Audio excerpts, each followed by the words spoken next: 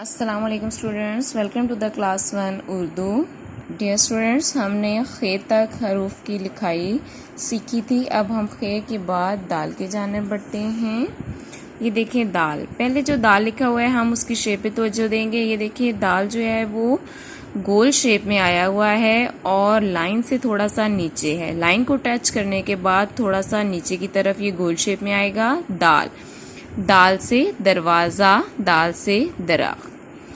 अब देखें यहाँ पे डॉट्स डले हुए हैं, हमने डॉट्स को फॉलो करना है और दाल लिखना है। दाल, डॉट्स को बिल्कुल फॉलो करने के बाद हम जब देखेंगे कि लाइन से नीचे दाल किस तरह आया हुआ है, इसी तरह दाल के बाद हम डाल लिखना सीखेंगे। डाल डोल, डाल डिब्बा। डाल जो है वो उसी तरह जिस तरह दाल हमने शेप में बनाया था उसी तरह हम डाल भी बनाएंगे, लेकिन उसके ऊपर त्वा का इजाफा करेंगे, एक वन डालेंगे और यहाँ पे इसको गुलाई शेप देंगे। ठीक है, डाल से डोल, डाल से डिब्बा।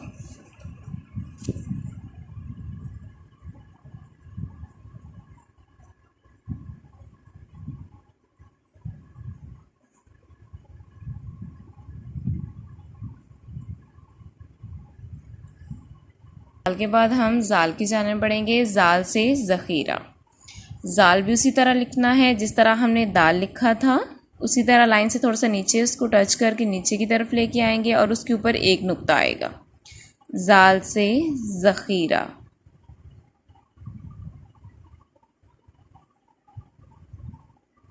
दाल, डाल और जाल, इनकी शेप्स तकरीबन एक जैसी होंगी, सिर्फ इनमें फ़र्क नुक्तों का और तुआ का है। ठीक है, दाल के ऊपर कोई नुक्ता नहीं आएगा, कोई तुआ नहीं आएगा, जबकि डाल के ऊपर तुआ का इजाफा होता है और जाल के ऊपर एक नुक्ते का इजाफा होगा। आगे हम एक्सरसाइज की जाने बढ़ेंगे। चीज़ों के नाम बताएं, जिस हर्फ से नाम शुरू हो उसको तस्वीर के साथ मिलाएं। ये देखें, डिब्बा, जूता, चांद। अब इसके सामने हरूफ दे दिए गए हैं, हमने हरूफ को देखना है। चे से चांद। अब हमने इसको तस्वीर के साथ इसको मिलाना है। चे से चांद, डाल से डिब्बा, जीम से जूता। ठीक है स्टूडेंट्स, ये एक्सरसाइज बहुत ही आसान है। आगे रे से लेके बड़ी ये तक आपका हरूफ की लिखाई आपका होमवर्क है। आपने घर में इसको लिखने की प्रैक्टिस करनी है और इसकी साथ साथ पढ़ाई भी करनी है। डियर स्टूडेंट्स, हरूफ तहज्जी के बाद अब हम नंबर 3 पे आएंगे। हरूफ तहज्जी की आदि इश्काल, जो कि सफ़ा नंबर 26 पे है। ठीक है, हरूफ तहज्जी की हमने आदि इश्काल करनी है। स्टूडेंट्स, हरूफ तहज्जी की आदि इश्काल सफ़ा नंबर 26 बे। यहाँ पे देखें, बे की आदि शक्ल सामने लिख दी गई है। अब सामने डॉट्स की शक्ल में हमें हरूफ दे दिए गए हैं, हमने उनके ऊपर पेंसिल फेर के उनको मुकम्मल शेप देनी है। बे, ये देखें, ये आदि इश्काल का इस्तेमाल इसलिए किया जाता है ताकि उसके साथ दूसरे हरूफ को जोड़कर अल्फाज बनाए जाएं। जब भी हम किसी भी हर्फ को किसी दूसरे हर्फ के साथ जोड़ते हैं तो जो पहला हर्फ होता है वो उसकी आदि शक्ल इस्तेमाल होती है।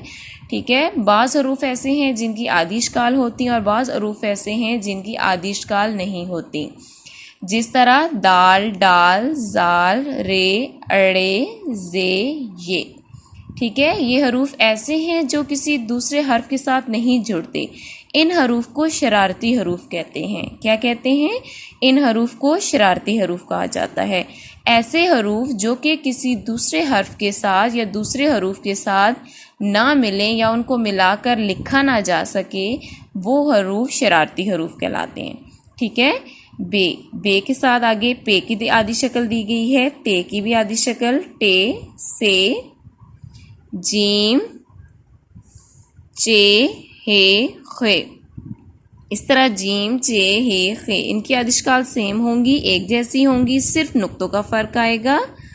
स्टूडेंट्स, इन तमाम हरूफ को आपने घर में होमवर्क के तौर पे करना है। आपने खुद इन एक्सरसाइज की जो है वो बार बार प्रैक्टिस करनी है ताकि आपको अल्फाज अच्छे तरीके से लिखना आ जाए। अब हम अगले सफ़े की जाने बढ़ेंगे, सफ़ा नंबर 28 के स्टूडेंट्स। अब आ गए हैं शरारती हरूफ, दाल, डाल, जाल, रे, अड़े, जे, ये हरूफ किसी दूसरे हर्फ के साथ या दूसरे हरूफ के साथ मैच नहीं होते, उनके साथ मिलाकर इनको नहीं लिखा जाता, लिहाजा इन हरूफ को हम शरारती हरूफ कहेंगे। ये देखें, इनकी आदि शक्ल भी नहीं होती, ये पूरी शक्ल में लिखे जाते हैं। दाल, डाल, जाल, ये देखें, दाल, डाल, जाल, रे, अड़े, जे, ये। ठीक है स्टूडेंट्स, इसकी आपने घर में प्रैक्टिस करनी है। नीचे एक्सरसाइज देखिए कि मुकम्मल और आदि शक्ल को मिलाएं। यहाँ पे मुकम्मल शक्ल दे दी गई है और यहाँ पे आदि शक्ल है। हमने मुकम्मल शक्ल को आदि शक्ल के साथ मिलाना है। अब देखिए यहाँ पे लिखा हुआ है बे, यहाँ पे बे की आदि शक्ल यहाँ पे सबसे लास्ट में है, हम इनको आपस में मिलाएंगे बे की आदि शक्ल के साथ। ते, अब देखिए ते की आदि शक्ल जहाँ पे है, हम आदि शक्ल को यहाँ पे मिलाएंगे। पे के बिल्कुल सामने देखें, पे की आदि शक्ल है। जीम, इससे ऊपर जीम की आदि शक्ल है। आगे है चे, अब हमने क्या करना है कि चे को उसकी आदि शक्ल के साथ हमने मैच करना है। ठीक है स्टूडेंट्स, ये आपने घर में प्रैक्टिस के तौर पे इसको बार बार करना है। अब आगे हम सीन की जानिब बढ़ेंगे। सीन, ये देखिए सीन एक पूरा हर्फ लिखा हुआ है और उसके साथ उसकी आदि शक्ल लिखी हुई है। यहाँ पे देखिए सीन के 3 शोशे होते हैं, वहाँ पे हमने 3 शोशे डालने हैं और हल्का सा एक शोशा डालना है जो कि किसी दूसरे हर्फ के साथ मिलेगा। ठीक है, सीन की आदि शक्ल हमने लिखी। इसी तरह शीन की आदि शक्ल भी उसी तरह होगी जिस तरह सीन की आदि शक्ल है। हमने क्या करना है, सिर्फ नुक्तों का इजाफा करना है।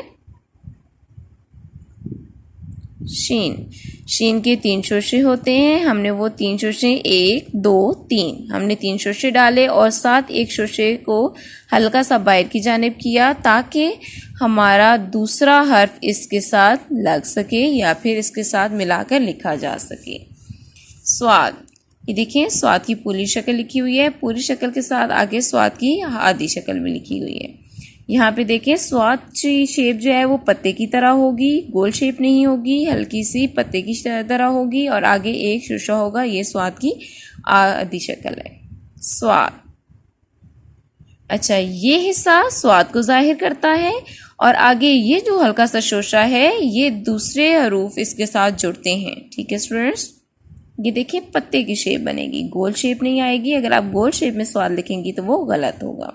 इसी तरह ज्वाद भी बिल्कुल उसी तरह लिखेंगे जिस तरह हमने स्वाद लिखा है और उसी तरह उसकी आधी शक्ल बनाएंगे, पत्ते की तरह उसकी शेप आएगी और आगे छोटा सा शोशा बढ़ाएंगे और ऊपर एक नुक्ता लगाएंगे। ज्वाद।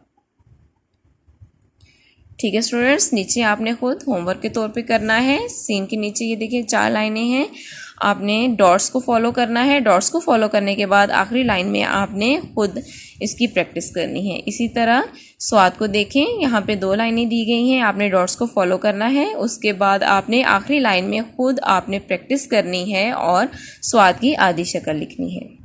स्टूडेंट्स, स्वाद के बाद देखें तोए, जोए, आइन, गाइन, फे, काफ, इनके साथ इनकी आधी शक्ल भी दी गई है। अब यहाँ पे देखें हर्फ की आधी शक्ल लिखें, सीन, शीन, आइन, स्वाद, फे, काफ।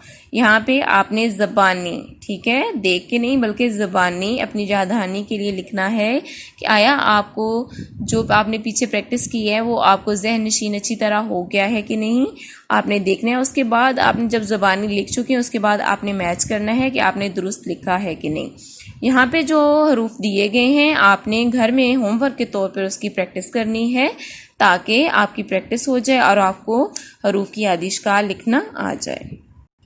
इसी तरह आगे है क्याफ। ये देखिए क्याफ की 2 आधी शक्ल हैं। एक ये देखिए, यहाँ तक आपने क्याफ लिखना है, यहाँ से लेके यहाँ तक, और आगे आपने छोड़ देना है। ये देखिए इसकी आधी शक्ल है, इसके साथ आगे ये भी आधी इसकी शक्ल है। ठीक है, अब देखें कि जब हम किसी भी चीज़ को क्याफ के साथ मिलाते हैं, किसी भी हर्फ को, तो या तो ये शक्ल लगाते हैं या फिर ये शक्ल लगाते हैं। ठीक है स्टूडेंट्स, यहाँ पे आपने इसकी प्रैक्टिस करनी है। ये देखें क्याफ, हल्की सी यहाँ पे देखिए, इसको पूरा नहीं लिखना बल्कि आधा लिखना है, और ऊपर आपने कश डाल देना है। इसी तरह आप इसकी प्रैक्टिस करेंगे और आखिर में ख़ुद अपनी यादहानी के लिए, अपनी प्रैक्टिस को वो मज़ीद बढ़ाने के लिए आपने ख़ुद से हरूफ लिखने हैं। इसी तरह गाफ है, जिस तरह क्याफ की शेप्स हैं सेम उसी तरह गाफ की भी शेप्स हैं। उसके बाद हम लाम की जानिब बढ़ेंगे। लाम की आधी शक्ल दे दी गई है हमें। ये देखें अलिफ है और हल्का सा थोड़ा सा मुड़ा हुआ है नीचे। ठीक है, लाम। ये देखें अलिफ की तरह शेप है, थोड़ा सा गोलाई में इसको मोड़ दिया गया है ताकि ये दूसरे हरूफ के साथ मिलकर कोई नया लफ्ज़ बना सके। मीम, अब देखें मीम यहाँ से लेके यहाँ तक मीम की शेप है, और नीचे वाला जो अलिफ है जो लाइन से नीचे की तरफ आ रहा है वो हम नहीं लिखेंगे। ठीक है, ये देखें मीम की आधी शक्ल मीम। इससे आगे जो हरूफ इनके साथ जोड़ेंगे वो आएंगे। ठीक है, मीम के बाद नून, यहाँ पे नून की आधी शेप देखें, यहाँ तक ये चीज़ यहाँ तक आएगी। ठीक है, यहाँ से ऊपर, और एक नुक्ता आएगा नून।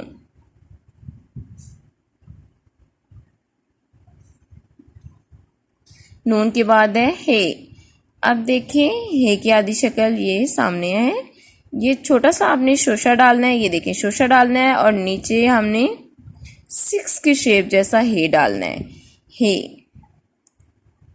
ये हमारी हे है, हे हाथी वाली। ठीक है, हलवाई वाली नहीं बल्कि हाथी वाली। हे हाथी वाली हे हमारी है, और इसकी ये आधी शक्ल है। स्टूडेंट्स, आप कोशिश करें कि जो आदि इश्काल और जो हरूफ तहज्जी हैं वो आप घर में इसकी प्रैक्टिस करें और बार बार प्रैक्टिस करें ताकि आपको अल्फाज बनाना आ जाए और आप अच्छे तरीके से अपनी गिरफ्त मजबूत कर लें। ये सारा आपका होमवर्क है, बार बार आपको बताया जा रहा है कि आपने घर में इसकी प्रैक्टिस करनी है और बाद में ये आपका सारा काम बाकायदा तौर पे चेक किया जाएगा। Thank you students.